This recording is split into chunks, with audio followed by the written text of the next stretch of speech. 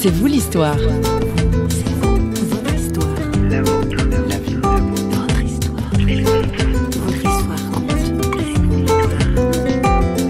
Dans la moto, on revient au fond à l'essentiel.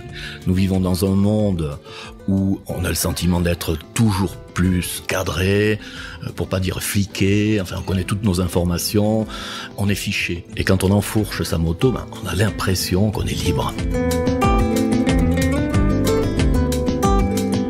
Bonjour, on parle foie et grosse cylindrée aujourd'hui dans C'est vous l'histoire. Quoi ? Un drôle de mariage ? Eh ben oui, c'est un pasteur un peu particulier qui s'exprime aujourd'hui.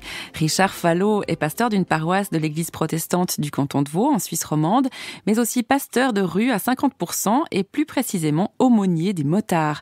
Il est lui-même un motard averti. Notre journaliste François Sergi vous propose une petite incursion dans le monde des bikers. À l'âge de 40 ans, je me suis dit, mais je vais essayer de faire ce que je n'ai pas pu faire à 18 ans, c'est-à-dire me payer une moto et d'autres choses. Et puis je me suis dit, la vie est courte, il faut peut-être en profiter tant que tu peux. Et là, j'ai découvert, avec ce monde de la moto, j'ai découvert d'autres sensations. J'ai bien réalisé que la fascination qu'exerçait la moto quand on a 18 ou 20 ans, elle continue dans un âge plus avancé, mais on n'achète pas une moto et on ne fait pas de la moto à 40 ou 50 ans comme on a fait à 18 ou 20 ans. C'est-à-dire qu'on cherche de l'adrénaline, des sensations fortes quand on est jeune, c'est le propre de la jeunesse. Après 40 ou 50 ans, c'est d'autres choses que l'on trouve et que l'on cherche au volant d'une moto. Je fais souvent la comparaison entre un automobiliste et un motard. Il y a un monde de différence et en même temps des similarités. C'est-à-dire ce sont deux objets qui nous permettent de nous déplacer, d'aller au travail, d'avoir du plaisir, mais ça s'arrête à peu près là. Dans la moto, on revient au fond à l'essentiel. C'est-à-dire, on veut aller d'un point A à un point B, il nous faut 2 roues, un moteur et un guidon. Et il y a une sorte de fascination avec cette machine qu'est la moto. Elle est vraiment en contradiction avec le monde actuel. Notre monde de la consommation aurait tendance à nous vendre des objets qui finalement deviennent inutiles et nous encombrent. Alors la moto, c'est justement... C'est un retour vers une certaine simplicité. Exactement. On le pressent, les motards sont une communauté à part. Mais qui sont-ils vraiment et comment fonctionnent-ils ? Notre journaliste a voulu savoir. C'est une famille, mais il y a une sorte de loyauté entre les motards, peut-être qui est scellé dans ce sentiment de fragilité, de vulnérabilité. Si un motard est au bord de la route, soit il a chuté, ou il est en panne, alors après quelques minutes, un autre motard s'arrête pour lui venir en assistance. Ça, c'est un point essentiel qui différencie là encore les conducteurs de voitures, c'est cette solidarité entre motards, c'est ça ? C'est assez paradoxal parce que on voit en général le motard comme un individualiste, ce qu'il n'est pas. Mais je crois que le plaisir se partage. Et alors, il est systématique de voir des groupes de motards à 2, 3, 15, 50, parce qu'on veut partager ce plaisir. Alors, c'est des individualistes jusqu'à un certain bout, en même temps qu'ils sont reliés par une loyauté. Oui, parce que le motard tient à sa liberté, c'est ça aussi C'est essentiel. le plaisir de la moto, c'est d'être libre et de partir. Ça, c'est essentiel. On a ce sentiment de liberté. Nous vivons dans un monde où on a le sentiment d'être toujours plus cadré, pour pas dire fliqué, on connaît toutes nos informations, on est fiché. Et quand on enfourche sa moto, on a l'impression qu'on est libre. Jusqu'à maintenant, on a décrit un certain nombre de points positifs, de valeurs positives autour des motards. Vous qui les accompagnez, au sens que vous êtes compagnon aussi de motards, quelles sont leurs fragilités ? Certaines choses où il y aurait besoin justement d'un accompagnement pastoral. Quand on vit quelque chose d'intense et libérateur, on a besoin d'avoir un cadre qui va autour. Ça va avec. Alors évidemment, la question de l'accident, de la fragilité ou du pourquoi de l'accident, elle revient en force chez les motards. Quid de nos amis qui viennent nous rencontrer, qui sont en chaise roulante, et tous les ans, le lundi de Pentecôte, alors j'ai des témoignages d'amis motards qui m'ont dit, mais tu sais Richard, l'an passé, tu te rappelles, on a fait cette bénédiction, eh bien figure-toi que en rentrant sur l'autoroute, ça m'a fait penser à ce que nous venons de vivre, parce que il y a quelque chose qui est tombé d'un camion, et puis je l'ai évité de justesse. Alors pour eux, c'est certain, Dieu les a protégés d'une manière ou de l'autre.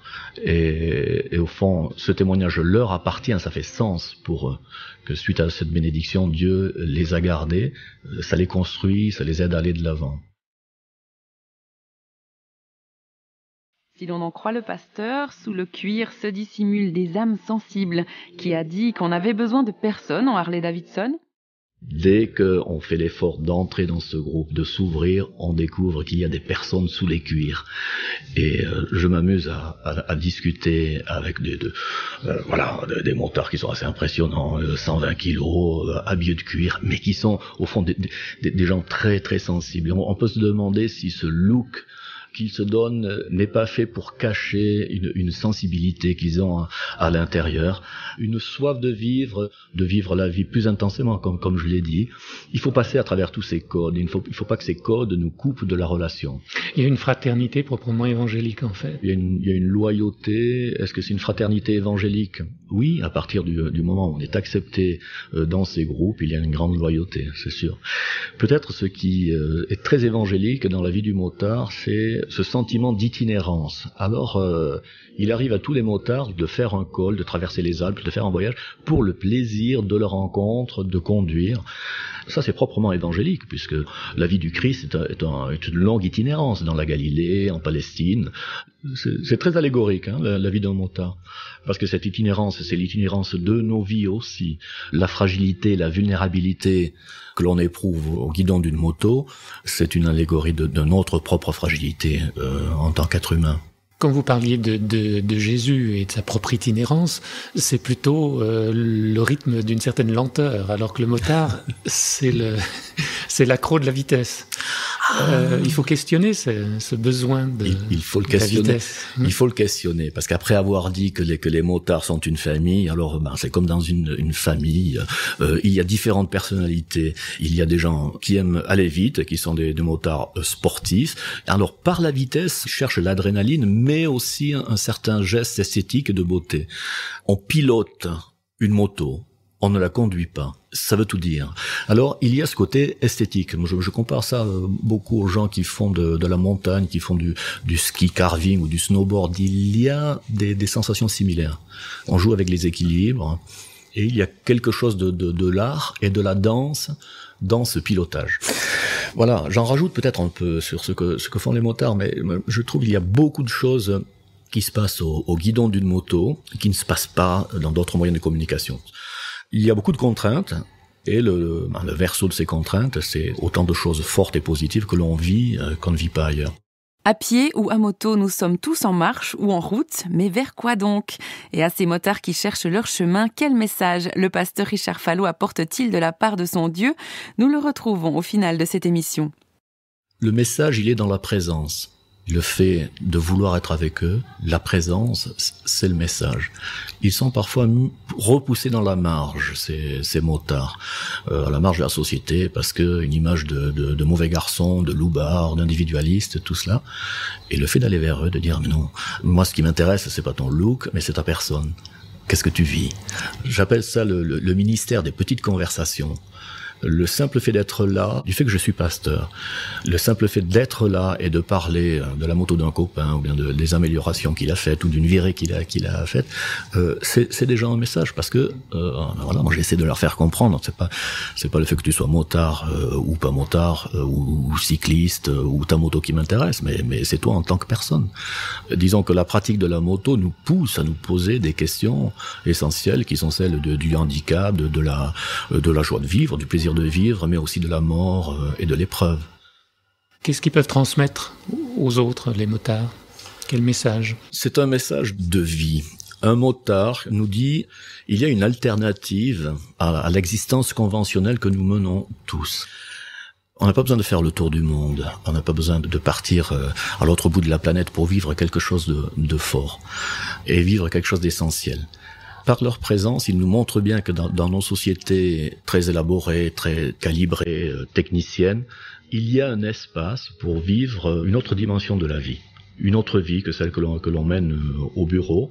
Et dans cette vie, dans cette expérience, on touche à quelque chose d'essentiel. Richard Fallot, merci. Je vous remercie.